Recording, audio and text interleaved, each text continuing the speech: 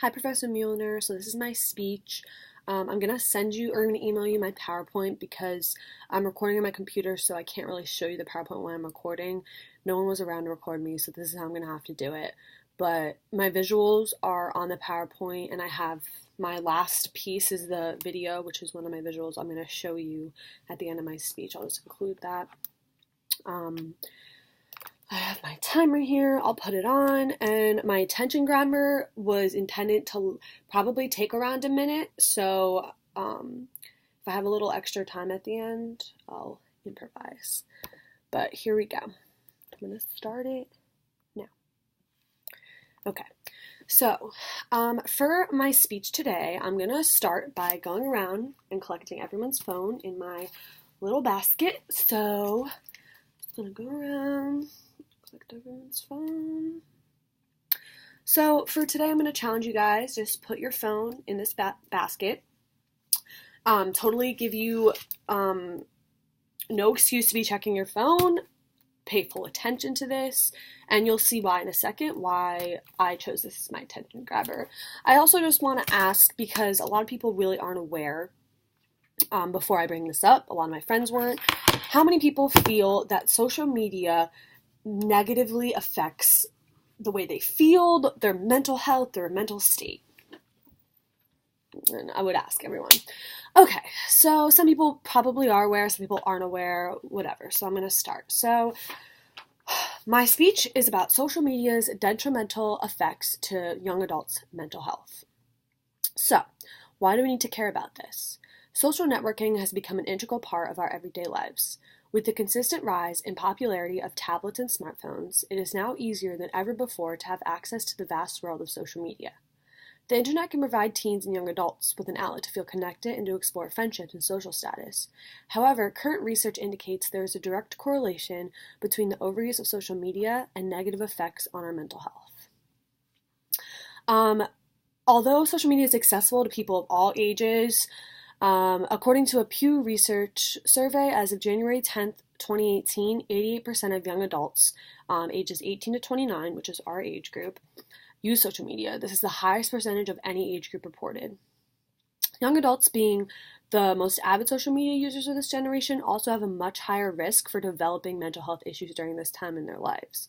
So these two things coupled together poses a risk that we need to explore further. If it's going to cause more risk, we need to explore. We need more research. We need to be aware of it. And that's basically what I'm trying to do with this.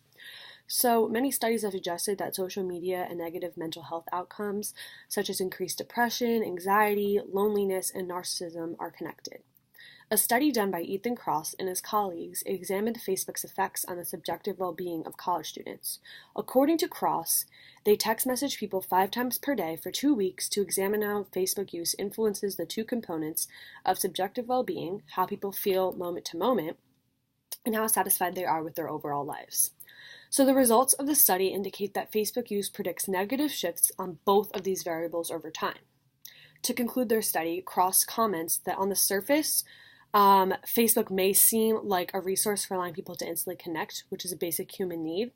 However, his current research demonstrated that interacting with Facebook may predict the opposite result for young adults. Another study done by Martin Selfout explored the effects different social media had on adolescents. And according to him, aimlessly using the internet to pass time results in high risk for depression in youth and ultimately could carry on to their young adult lives. So even though young adults are affected by this, youth, like the upcoming generations, will carry this on to their young adult lives. So we need to prevent and we need to treat. Anxiety and compulsive behavior have also been linked to social media usage. A study done by Anxiety UK found that 45% of people admitted that when they were not able to access their social networks, that they feel worried or uncomfortable as a result.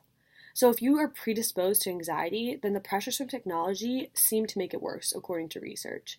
It makes one feel more insecure and overwhelmed. The study suggests people need to reestablish control over technology use rather than being controlled by it.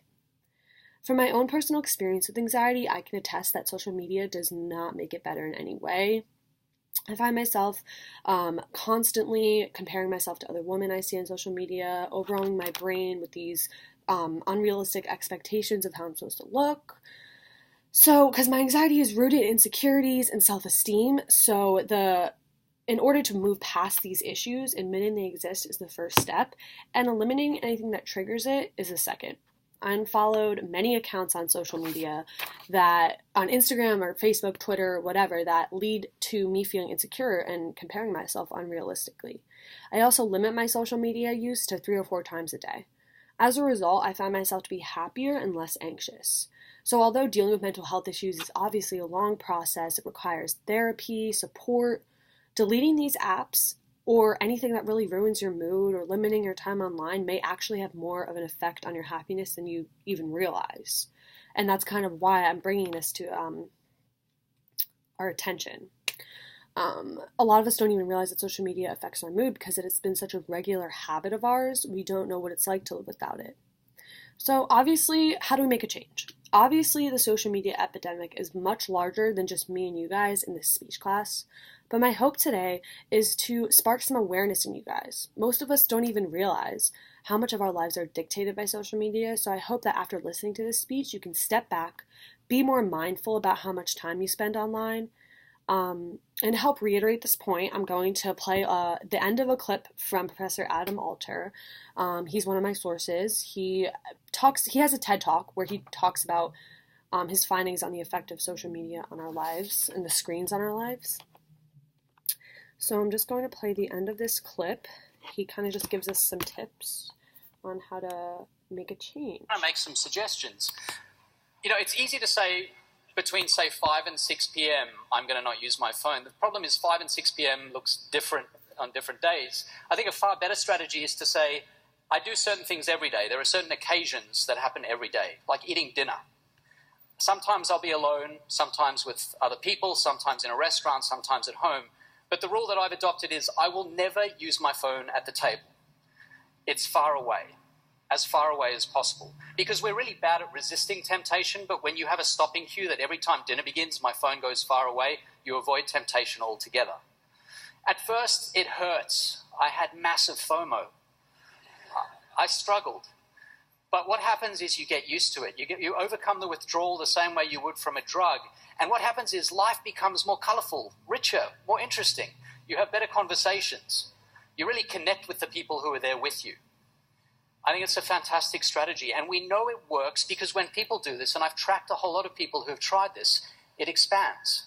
They feel so good about it that they start doing it for the first hour of the day in the morning. They start putting their phones on airplane mode on the weekend. That way your phone remains a camera, but it's no longer a phone. It's a really powerful idea, and we know people feel much better about their lives when they do this. So what's the take home here? Screens are miraculous. I've already said that, and I feel that it's true.